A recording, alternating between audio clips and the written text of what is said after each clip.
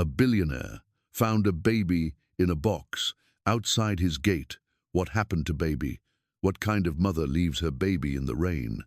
Outside my gate, Ethan's voice cracked through the storm like thunder. That night, under the roaring skies of Seattle, a billionaire opened his door to find a soaked cardboard box, and inside, a heartbeat fighting for life.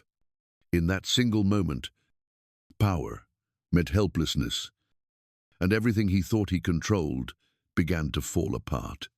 What would you have done in his place? Welcome to Emotional Echoes, a channel where emotions come alive, and every story leaves a lasting echo in your heart. Please subscribe to Emotional Echoes. Help us reach 1,000 subscribers so more souls can feel these stories. Stay with my video till the very end and let me know where you're watching from, so I can see how far this story spreads.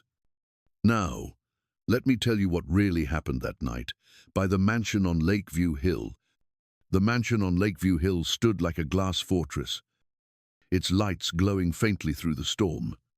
Inside, everything gleamed polished marble, steady firelight, and silence that spoke of wealth. For years, this had been Ethan Cole's world, clean, controlled, untouchable. But that night, the rain did not listen to walls or gates. It came like a warning. He had just landed from Tokyo, exhausted, his phone still buzzing with missed calls from his board. The rain hit his windshield hard as he turned into the long private driveway. Lightning flashed across the lake, and that's when he saw it, a small cardboard box by the gate, half submerged in water, barely holding its shape. Something inside moved. At first, he thought it was debris, but then came a sound, a thin, broken cry that didn't belong to the wind. Ethan froze. For a man used to delegating everything, the instinct to call security came first. He pressed the intercom, but static filled the line. The storm had cut the power. He tried his phone, no signal. In that moment, the isolation that once made him feel powerful now trapped him in the middle of a downpour with a decision he couldn't outsource. He stepped out into the rain, coat whipping in the wind, shoes sinking into mud. As he knelt, the lightning gave him his first clear look. Inside the soggy box was a baby, no more than a year old, shivering violently, lips turning blue. For a second, Ethan's mind refused to make sense of it. He looked around, half expecting someone to appear, to explain, to take responsibility. No one came. He touched the child's cheek. The skin was cold, too cold. The baby's breath came in tiny gasps. Then a pause, so long it felt final. Ethan's chest tightened. He shouted toward the intercom again, but the speaker sparked and died. The realization hit him. No one was coming. He pulled off his coat, wrapped the child inside, and held him close. The warmth of his own body seemed useless against the cold pressing in from all sides. He ran to the car, turned the heat on full blast, and tried calling 911 again. The screen flashed, no service. He looked down. The baby's eyes were fluttering shut. Panic overtook logic. "Stay with me, little one." His voice cracked. He pressed his hand against the baby's chest. The pulse was faint, slipping. Ethan clenched the steering wheel, made a choice, and slammed the accelerator. The tires screamed against the wet road as he sped toward Seattle Grace Hospital, headlights cutting through sheets of rain. By the time he reached the emergency entrance, his coat and shirt were soaked through, and his hands trembled. He ran through the sliding doors, shouting for help. Nurses rushed forward, taking the child from his arms. He followed as they disappeared behind the swinging doors, his heart pounding harder than the storm outside. Minutes turned into hours. The red lights of an ambulance outside flickered against the glass walls, painting the corridor in pulses of blood-colored light. Ethan sat there, drenched, the sound of rain drumming above him like a heartbeat he couldn't control. He stared through the window at the small figure surrounded by doctors. The monitors beeped softly, each one a reminder that the child was still here barely. Ethan didn't understand why it hurt so much to watch. He had never known this child, never seen this face, and yet something inside him refused to look away. He whispered under his breath, as if to the rain, "Who could leave you like this?" The wind outside howled in answer, but inside, his voice softened. He didn't know it yet, but the decision he made in that storm, the one no assistant, no driver, no empire could make for him, had already changed the course of his life. That night, as the storm began to fade, Ethan Cole, the man who had built his life on control, felt the smallest heartbeat fight for survival and realized, for the first time, that he was powerless in the face of grace. The night at Seattle Grace stretched longer than Ethan could measure. The rain outside had stopped, but the storm inside him hadn't. He stood by the window, watching the city lights blur against the glass, feeling like the world had gone quiet just to make room for the sound of his own heartbeat. Behind him, machines beeped in slow, uncertain rhythm. The baby lay on the hospital bed, a tangle of wires across his small chest.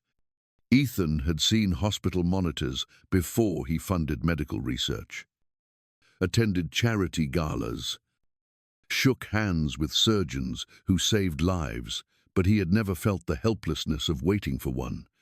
The doctor came in, speaking carefully, as if each word needed space to land. The baby's condition was serious, a congenital heart defect, fragile but treatable. He would need surgery, time, and someone willing to stay through all of it. Ethan nodded like he understood, but the truth was, the words meant nothing and everything at once. He asked if there was family. The doctor shook his head. No one had come forward. The note was all they had. His name is Noah. Please save him. Ethan sat down, holding the slip of paper in his hand. The ink had bled through from the rain, the words trembling as if written in desperation. It wasn't just a note, it was surrender. He stared at it for a long time, tracing the shaky letters with his thumb. Astranger had chosen him. Him, of all people. He could leave. It was the logical thing to do. The hospital had systems for this. People who handled such cases. He could make a few calls, donate a generous sum, and walk away with a clean conscience. He told himself that once, twice, 3 times, but every time he looked at the baby's chest rise and fall, something in him refused. He leaned back, exhausted.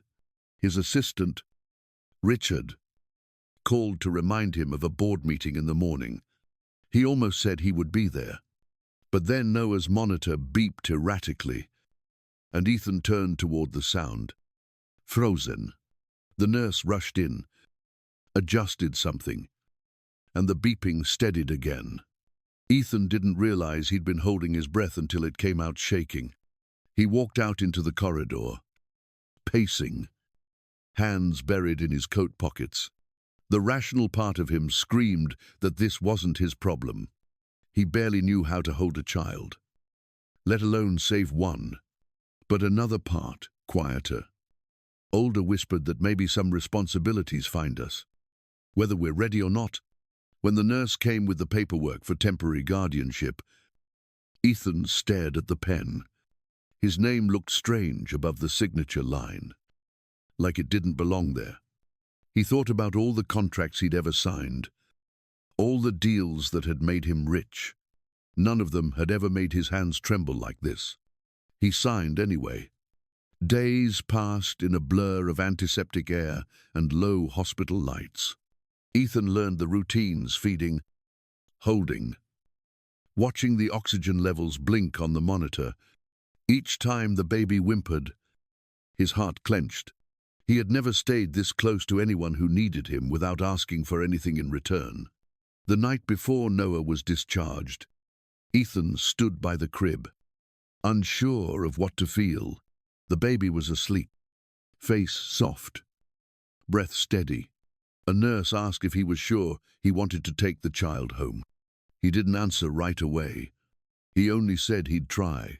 Back at the mansion, the staff scrambled to prepare a room. The nursery smelled faintly of fresh paint and linen.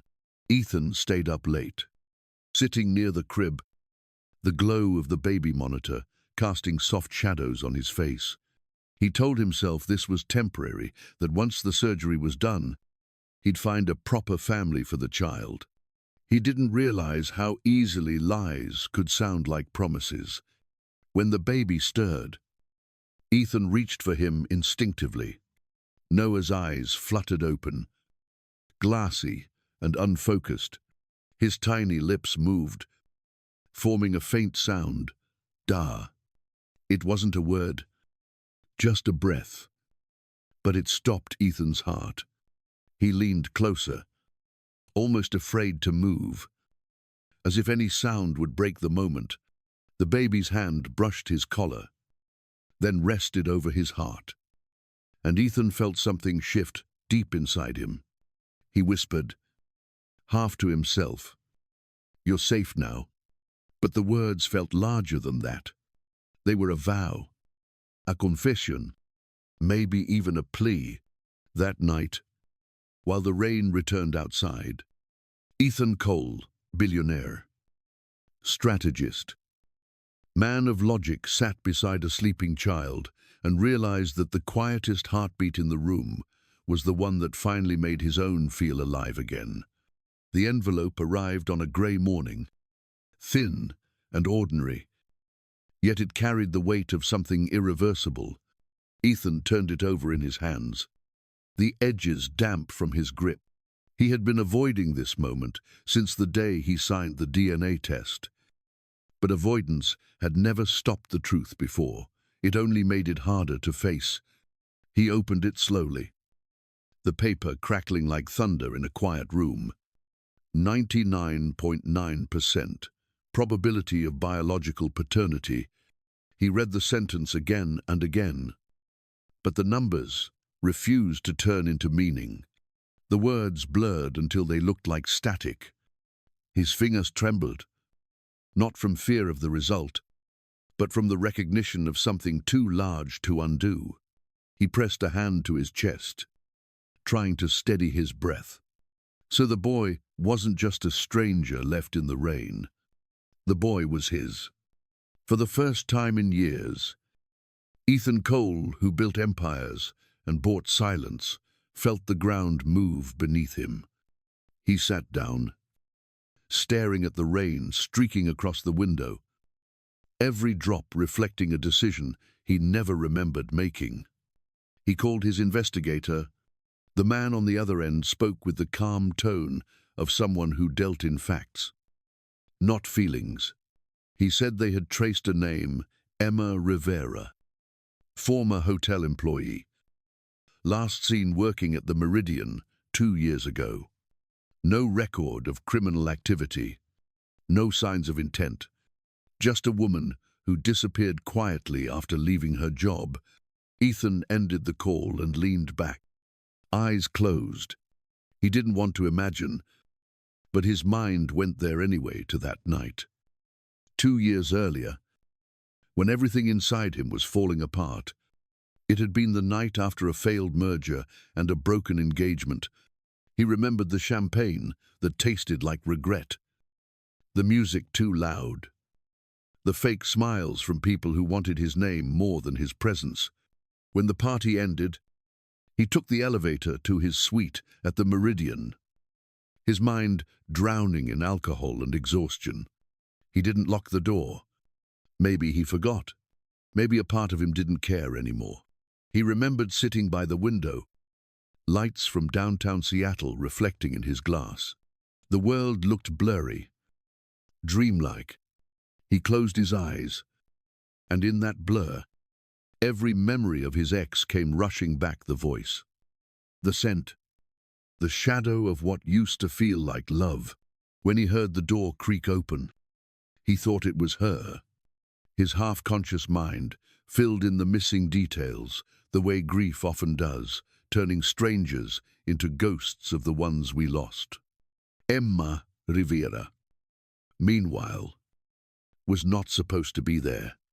She had been working the late housekeeping shift when she noticed two men near the service exit, the kind of men who waited for people who owed them. She owed. Her younger brother's hospital bill had pushed her into debt she could no longer escape. That night, desperation smelled like fear and bleach. She needed a place to hide until they were gone. She tried the first door she found on the executive floor, expecting it to be locked. It wasn't. The handle turned, and before she could question it, she slipped inside. The suite was dim, curtain drawn, city lights bleeding through the glass. She stood still, listening for footsteps, her breath held tight in her throat. Ethan stirred on the couch, his mind fogged with alcohol and heartache. In the half-light, the shape by the doorway looked familiar. He said a name that wasn't hers, soft, broken, a plea more than a word. She froze, unable to move. The room felt heavy, silent, except for the storm outside. What happened next was confusion, not intention. A moment blurred by exhaustion, alcohol, and fear. She tried to explain, to step back, but words wouldn't come. He reached out, thinking she was the woman he'd lost. She stood frozen, heart pounding, trapped between fear and disbelief. It all passed too fast. Half dream, half mistake. By the time morning came, light spilled through the curtains. Harsh and real, Ethan was still asleep. Face turned away. Emma sat on the floor near the door, knees pulled to her chest, eyes blank. Shame burned her from the inside out. She left quietly. Long before he woke, the sound of her footsteps swallowed by the thick carpet and the silence of luxury. Weeks later, she realized what that night had left behind. A heartbeat, a second chance she didn't know how to carry. She tried to reach out. But how do you call someone like him? How do you explain something that even you can't understand? She quit her job before gossip could find her. Took whatever work she could cleaning offices, waiting tables, scrubbing floors. As months passed, her belly grew while her savings shrank. She hid from debt collectors, from shame, from the world that never forgave mistakes made by women with empty wallets. When Noah was born, he came into the world small and quiet, as if he already knew what struggle sounded like. She held him through nights of fever and hunger, whispering apologies he could not yet understand. But love doesn't stop medical bills, and hospitals don't take promises as payment. When his breathing became shallow and she had no more to give, she made a choice that broke her. She wrapped him in a blanket, wrote a note with trembling hands, and prayed that someone with power would find mercy where she could not. Back in the present, Ethan sat at his desk, reading the investigator's report again. Every word felt heavier than the last lists of jobs. Addresses, shelters. The clean language of data couldn't hide the suffering it described. His throat tightened, He saw her face in his mind. The kind of face he might have passed 1,000 times without ever seeing.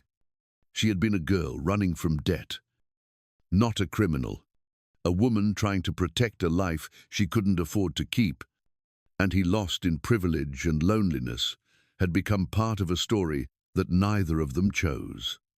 Ethan pressed the papers to the desk, his knuckles white. For years, he believed every loss in his life could be managed, corrected, or bought back.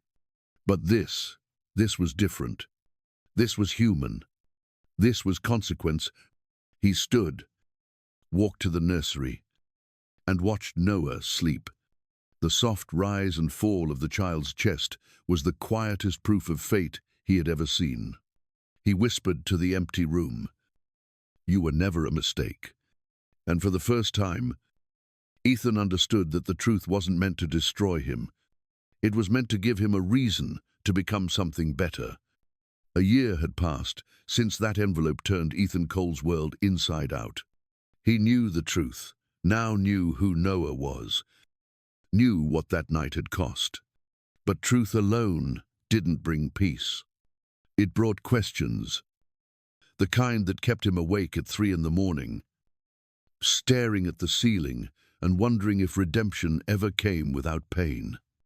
Then one rainy evening, the past came back to his doorstep for the second time. The doorbell rang just as thunder rolled across the lake. Ethan opened it, half expecting a courier, maybe one of his assistants, but instead, there she was, Emma Rivera, drenched to the bone, clutching her coat as if it were the only thing holding her together. Her eyes were tired, but alive. He froze. Every emotion he thought he had buried came rushing back at once. Anger, guilt, something dangerously close to compassion. She spoke first, her voice trembling from the cold and the fear of what she was about to say. She said she had come back for her son. The words hit him like a blow. His instinct was to protect, to question, to push back. He told her she had left a baby in the rain, that she had no right to come back now. Her lips quivered, but she didn't look away. She said she hadn't come to take anything. She only wanted to see that her child was alive. Ethan wanted to slam the door, but something stopped him. The sound of Noah's laughter from upstairs, faint and pure, reached them both. He sighed, stepped aside, and told her she could come in just for a minute. She crossed the threshold like someone entering a church. Her gaze caught on the little shoes by the stairs, the family photos on the wall, details that cut deeper than any words. Her hands shook. She whispered that she'd imagined him barefoot, alone, and sick. Seeing warmth instead of suffering made her knees weaken with relief and guilt. Ethan led her to the nursery. He told her not to wake the boy. She nodded, standing still by the crib. For a long moment, she just watched Noah sleep, her hand hovering above him but not daring to touch. A tear slipped down her cheek before she wiped it away quickly, as if she had no right to cry. That's when Vanessa walked in. Vanessa Hale, Ethan's current partner, was everything Emma wasn't. Polished, poised, confident. She had the kind of grace that could silence a room and the kind of cruelty that hid behind charm. She looked at Emma like one might look at a shadow on a clean floor. Ethan introduced them, his tone awkward. Vanessa smiled, said something about understanding how hard motherhood must have been, and offered her a towel. Her kindness sounded rehearsed. Emma thanked her, unsure how to stand in a room that wasn't hers. Vanessa leaned close to Ethan later, whispering that this wasn't healthy, that the woman was unstable, that it would only confuse Noah. Ethan didn't argue. He was too tired too ashamed to admit that part of him still wanted to give Emma a chance. Over the next few days, Vanessa turned her sweetness into strategy. She told Ethan that forgiveness was noble but foolish. Then, when he wasn't looking, she let her venom slip in small doses. Quiet comments about Emma's past, about the kind of women who trap rich men with children. Emma stayed quiet, cleaning, helping with meals, asking only to spend time near her son. But kindness often invites cruelty. When Ethan wasn't home, Vanessa made sure Emma felt invisible. She gave her orders, masked as favors. She told her that Noah was adjusting fine without her, that mothers who abandon children should stay gone. Emma tried to endure it, for Noah's sake. But she began to notice things: bottles left out too long, milk that smelled strange. One night, she poured a half-full bottle into the sink and saw a cloudy swirl she didn't recognize. Her stomach dropped. The next evening, Noah grew unusually sleepy.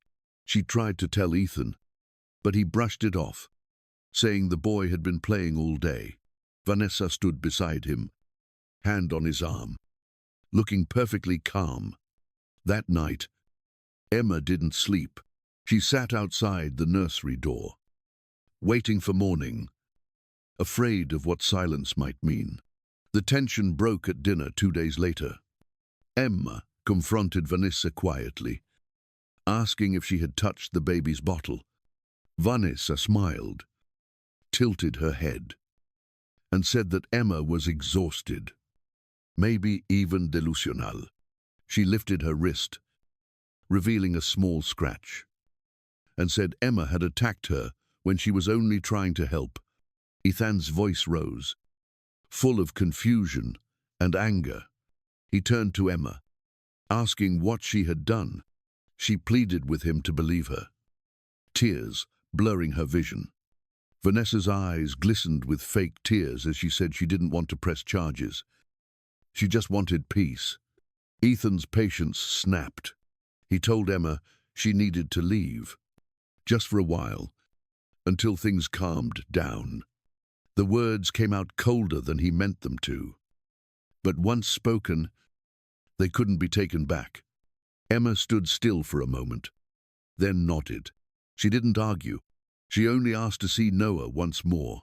Ethan hesitated, then allowed it.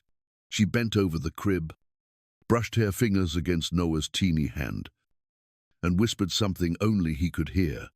Then she looked at Ethan, her face pale, her voice steady.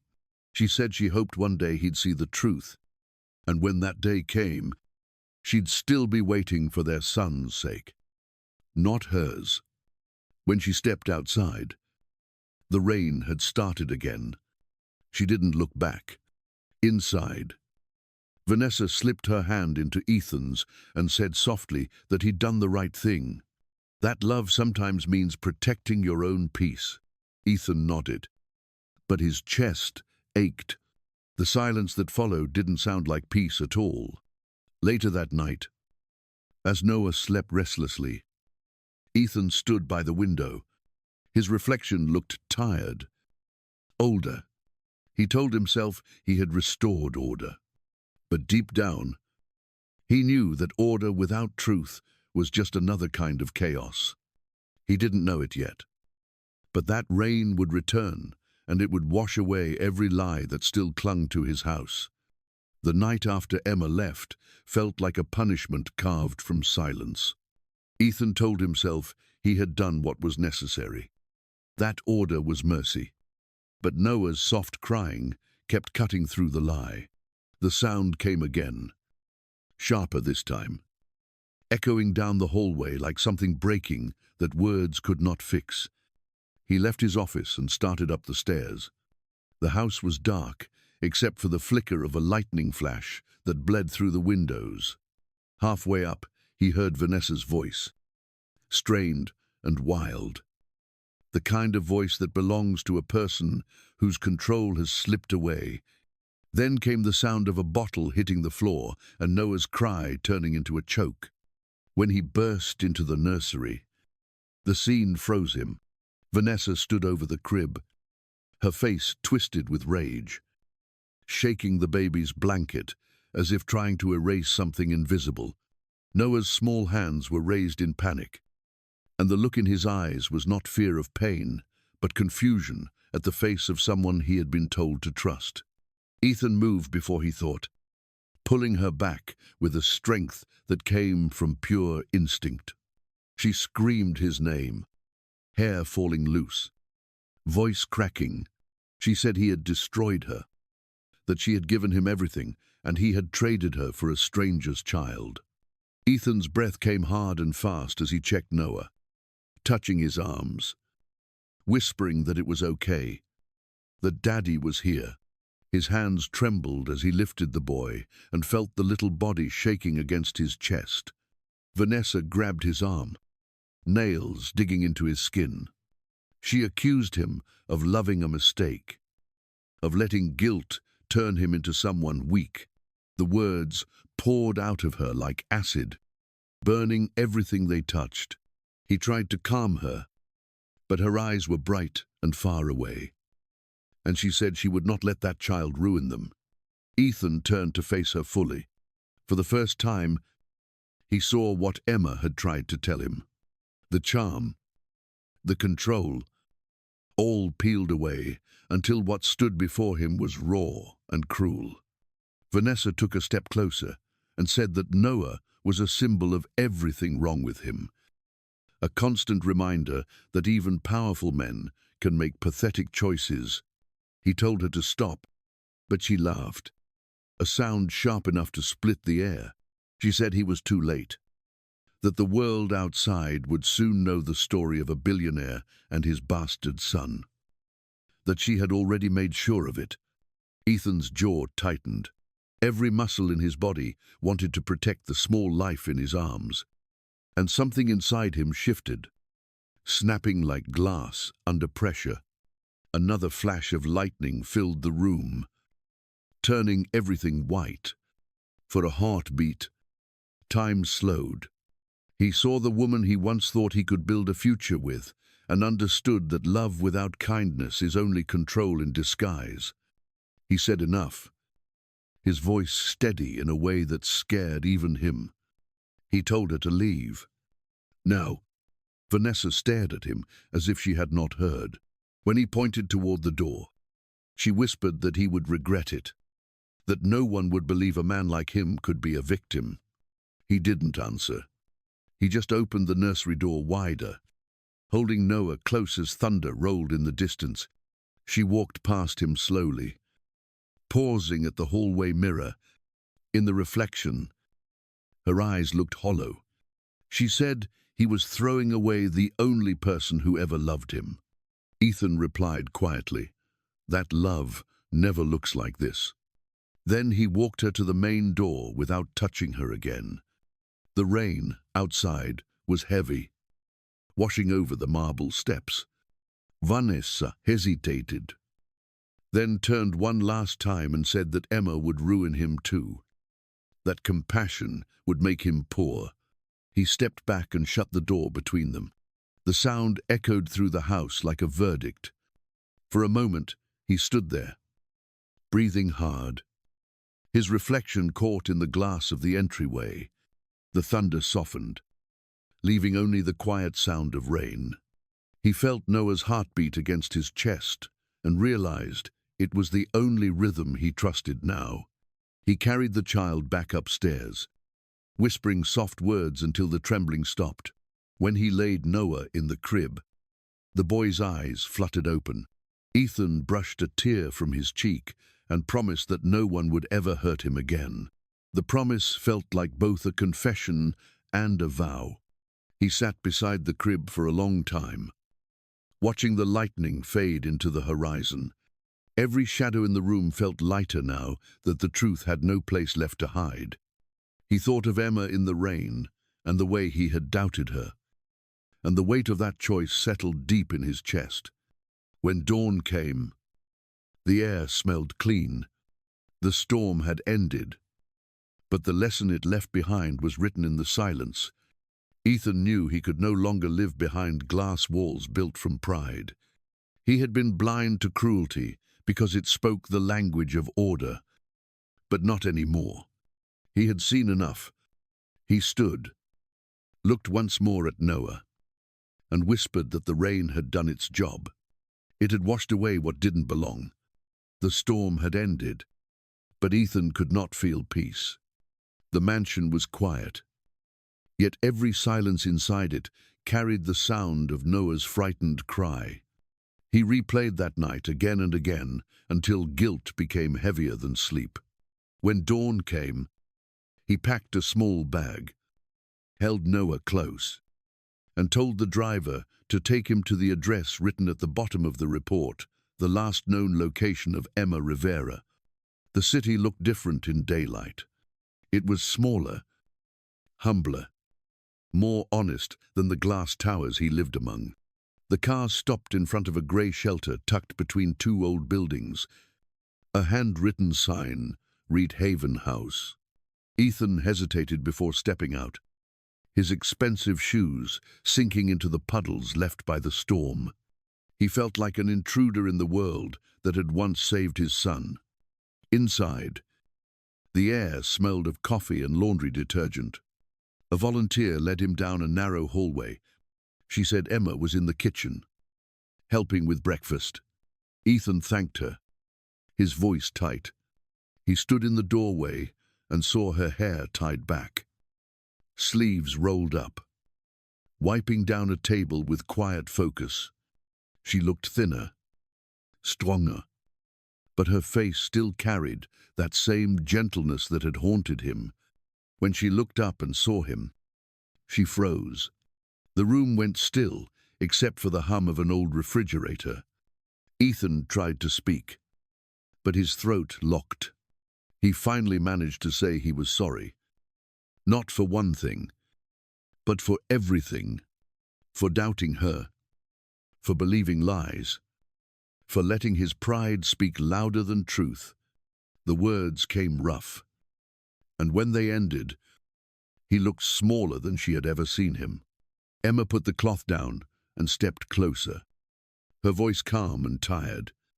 She said she had already forgiven him the night she walked away, because hate only hurts the one who carries it. She looked at Noah sleeping in his arms and asked softly if he was safe now. Ethan nodded, his eyes wet, and said the boy was safe because she had been brave enough to save him twice. He told her what had happened, every detail of Vanessa's cruelty, every moment he should have seen but didn't. His voice cracked when he said he almost lost Noah again. Emma listened without interrupting. When he finished, she reached out and touched his sleeve, a simple gesture that carried the weight of absolution. She said she didn't want revenge or pity, only a chance for Noah to grow up, knowing that love can heal. Ethan looked at her, this woman who had been through storms he could barely imagine, and felt something inside him unclench. For the first time, he didn't see her as the girl who stumbled into his past, but as the Grace he had been too blind to recognize. They went back to the car together. Noah stirred, his little hands reaching toward the sound of Emma's voice. She took him, held him close, and he smiled even in sleep. Ethan stood beside them, his chest tightening with something that felt like faith. When Noah opened his eyes, he looked between them and whispered, "Mummy, Daddy." The word hung in the air, fragile and perfect. Emma covered her mouth as tears slipped down her face. Ethan's eyes burned, but he smiled through it. In that small car, surrounded by morning light, the world seemed to pause. Years of pain, guilt, and distance melted into that one soft word. He reached for Emma's hand. She hesitated, then let him hold it.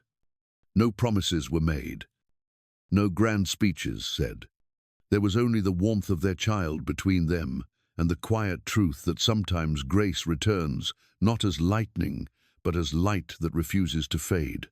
Ethan whispered that they would start again. Slowly, honestly, Emma nodded, still holding Noah against her heart. The boy looked up and smiled. And for the first time, Ethan felt like he was exactly where he was meant to be. From the night he found a baby in the rain, to the morning sunlight that filled his home. Ethan's journey was more than redemption, it was rebirth. He learned that love isn't measured by blood or power, but by the courage to stay when it's hardest to. Sometimes, life breaks us only to rebuild us softer, kinder, and more human. If this story touched you, share your thoughts in the comments and tell me what part moved you most. Don't forget to subscribe, like, and share emotional echoes so more hearts can feel these stories too. Thanks for listening. A year later, Lakeview looked different. The rain still came, as it always did in Seattle, but it no longer felt cold. The house that once echoed with silence now carried the soft rhythm of laughter, tiny footsteps, and the hum of life that money could never buy. Ethan Cole had changed, though he never said it aloud. People in the city still called him the man who built towers of glass, but those who truly knew him saw something gentler now, a man who learned to hold, to listen, to kneel when a small voice called his name. Emma sat by the window that morning, helping Noah stack colorful blocks.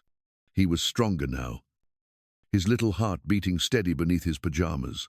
Every time he laughed, she still found herself blinking back tears, remembering how close she came to losing him and how love had brought them both back from the storm. Ethan walked in with a file under his arm, though not the kind that once ruled his life.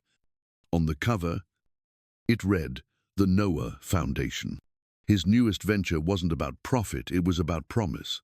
A non-profit dedicated to single mothers and children with heart conditions. For every child who had been left behind, Ethan wanted to make sure someone was waiting this time. Emma asked if he'd eaten breakfast. He smiled, said he had, then crouched down beside Noah, pretending to fix the crooked tower. Noah giggled, knocked it over, and Ethan laughed for the first time in weeks without reservation. The sound filled the room like sunlight breaking through glass. Later, they went for a walk by the lake. The water shimmered with morning light. The same lake where Ethan once stood in the rain, holding a dying child he thought was a stranger. Now, he held that same child's hand, small fingers clutching his like they'd always belonged there. Emma looked at him, her voice soft. She said it was strange how life had brought them full circle. Ethan nodded. Watching the clouds part above the water, he said maybe some storms don't come to destroy, but to wash us clean enough to see what matters. As they returned home, sunlight poured through the tall glass windows of the Lakeview mansion. The reflections rippled across the marble floor, painting everything in gold. It was the same house where the rain had once hammered like grief, where loneliness had sat heavy in every room. Now, it smelled of pancakes and crayons, of second chances. Ethan stood by the same window where he once watched the storm. His reflection no longer looked hollow. Behind him, Emma laughed as Noah ran toward her, arms outstretched. Ethan turned, and for the first time, he didn't see the man who had lost everything. He saw the man who had been found. He lifted Noah into his arms, pressing a kiss to the boy's hair. Outside, the morning sun rose higher, scattering diamonds of light across the glass. The rain had stopped for good this time, and the house by Lakeview, once cold and echoing, Finally felt like home.